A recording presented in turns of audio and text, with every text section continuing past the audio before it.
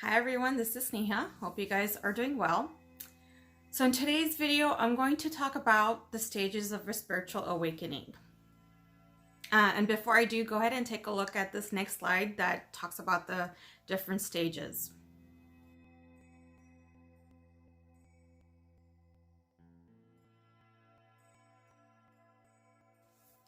So now that you've seen the stages for a spiritual awakening, let me talk about how you can have an awakening and what leads to it. And it's not necessarily the same for everybody, but these are things that'll help us get to that part and help us through the process. Meditation is one of them. Now you can do pranayama, you could do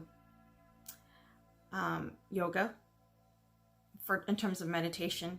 And another way you could do meditation is as quick as you get up in the morning, you just spend 5 to 10 minutes being mindful and resting and thinking and focusing on what you want in life.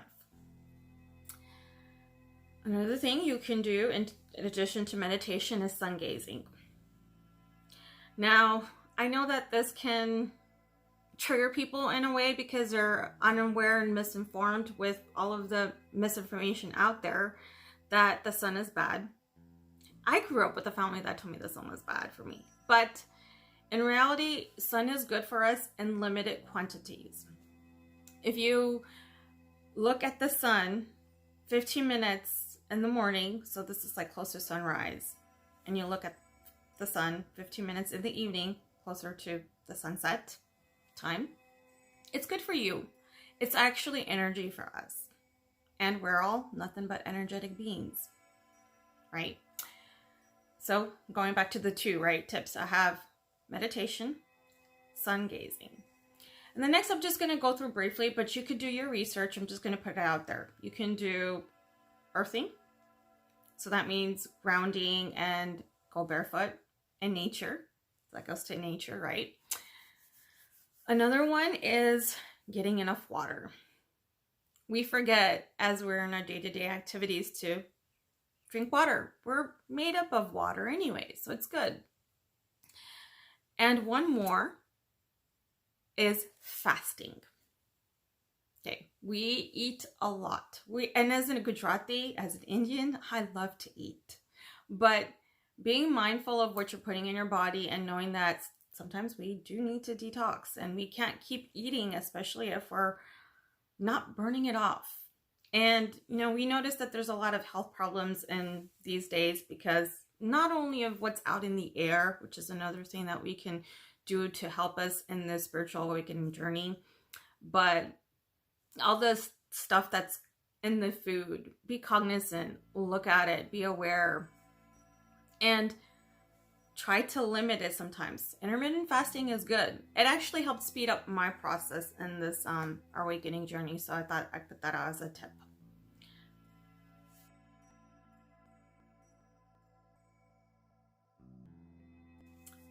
So now we're going to talk about the journey, the spiritual awakening journey itself. So one of the first things that happens when you're in this awakening process is basically you've embraced your darkness. You've started to realize things that are in your life don't really resonate with you. So you start letting go of things.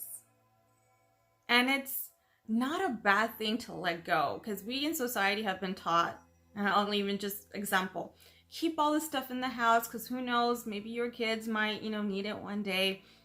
But you're hoarding all this stuff that you may not even need. It's the same thing in our personal life. We're hoarding people, places, and things we don't need. Let go.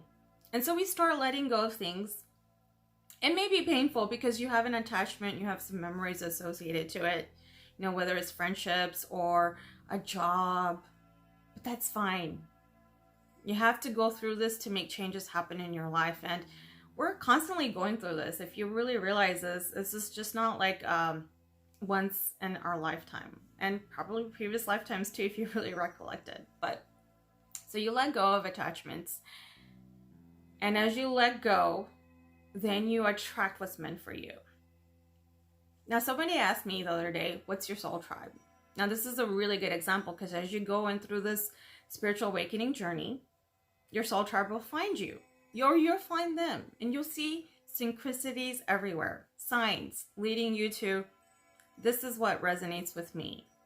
Because you've already let go of what really doesn't align with you and what you are wanting to do in the next part of your journey. So let's just say, for example, you are looking for a new job, and you've been looking for a new job for a long time and been trying and trying, and you're like, okay, now it's like done. And you stop and you let go of it. And then you ultimately find that job. Maybe by people, maybe you ran into somebody somewhere. So this is one example. You let go and you attract what's meant for you. All right. And then the third part in this journey, and this can vary from person to person, but this is from my experience and the information that I've read online, is you will start expressing yourself in different ways and different forms. I'm going to give you my example, because when I did, I started speaking up online about certain things, of all the knowledge that I had that I just kept inside me, because I didn't think that I wanted to share. But then I started feeling like I do want to share, because it was something that I enjoyed. So I found a passion and I expressed myself in a creative way. So you let go, you attract, and you express yourself. And you may get, if there are people in your life that may have some, I don't want to say issues, but maybe triggers, or they're uncomfortable with this new version of you because you are starting to embody that person, they may be uncomfortable. And maybe this is another time where you're like, well, maybe I need to set boundaries for myself, because I like to do this and so doesn't like it. And so either you may want to cut off ties, or you may want to redefine your boundaries with them and set expectations. Have conversations with them if need be, right? And if they're capable of. Some people may not be at that same level as you. So this is where, again, you let go of relationships because they're just not resonating with you at that frequency level. And then you just start being at peace, because now you've basically become that person and that version of you that wanted your wishes, and you are fulfilled, right? Content with yourself. You find that happiness inside you. Now, this spiritual awakening journey, like I mentioned, is not a one-time deal that happens once and you're over with. It happens consistently throughout our lifetime. And also, as it happens through, you become higher in your consciousness, and you become more aware and mindful of what you're exposing yourself to.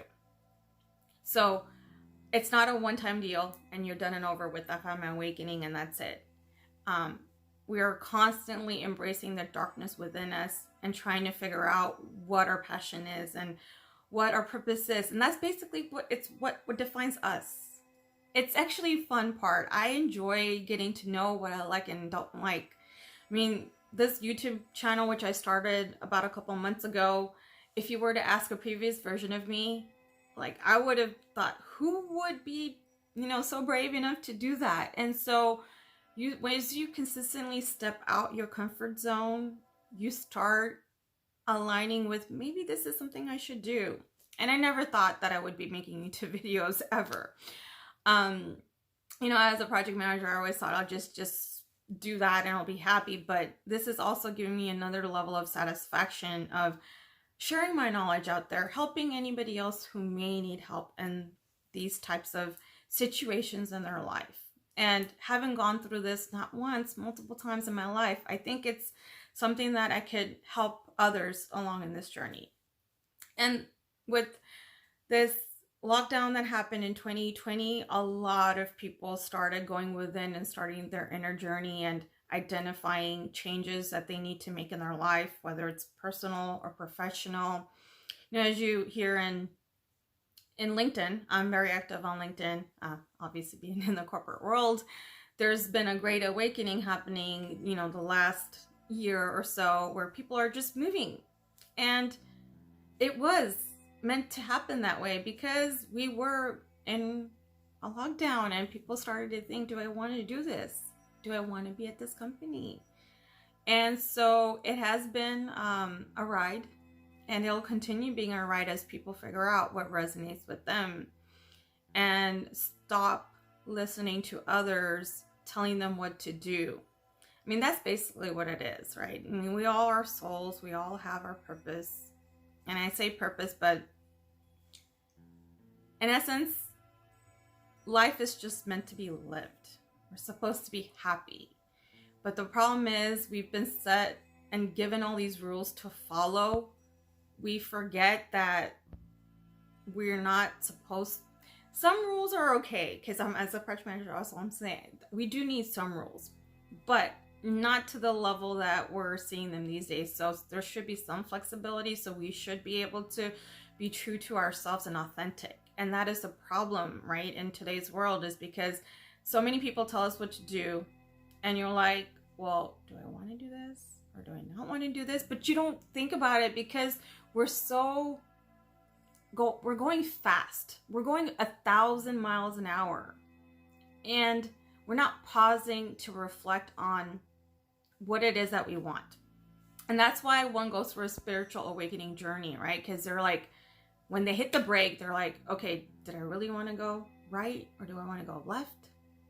And then happens this journey, right? And it's basically like what happens when a caterpillar transforms into a butterfly. Because as you go through it, you get the wings to fly and you'll feel free. You'll get the freedom that you want. And that's what brings you peace at the end of the day. So if you liked what I talked about in this video, please like this video. Please give me any comments, the suggestions you have on this topic or future topics. And if you haven't already, please subscribe to my channel. Thank you and have a great one. Bye.